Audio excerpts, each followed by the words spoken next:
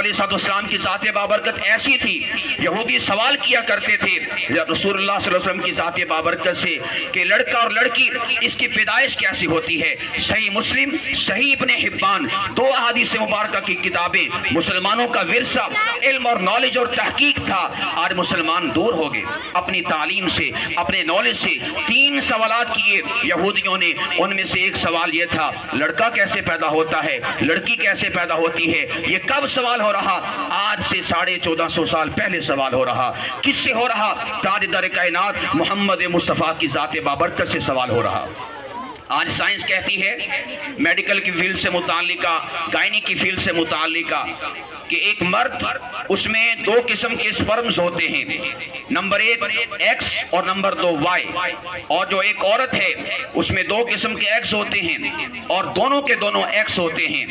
اور آج کی تحقیقات بتاتی ہیں کہ اگر ایک مرد کا سپرم جراثیم جرثومہ وہ وائی چلا جائے عورت کی جانب تو اس صورت میں بچے یعنی کہ لڑکے کی تخلیق ہوتی ہے، اور اگر ایکس چلا جائے چونکہ ادھر بھی ایکس موجود ہے، ایکس اور ایکس جب ملتے ہیں تو پھر لڑکی کی تخلیق ہوتی ہے۔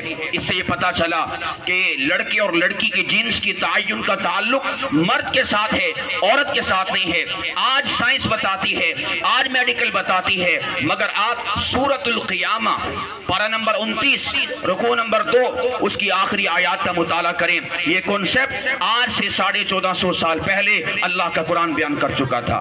سورہ نجم پارہ نمبر 27 اور رکوع نمبر 3 اس کی آیات کو آپ دیکھیں، اللہ سبحانہ و تعالیٰ نے اس کنسپٹ کو آج سے 1450 سال پہلے بیان کر دیا تھا۔ صحیح مسلم کتاب الایمان چیپٹر، صحیح ابن حبان کتاب الایمان اور کتاب بدء الخلق چیپٹر کے اندر آپ دیکھیں، آپ علیہ السلام نے فرمایا تھا جب لڑکے والا پانی غالب آتا ہے تو لڑکا پیدا ہوتا ہے، جب لڑکی والا پانی غالب آتا ہے تو لڑکی پیدا ہوتی ہے۔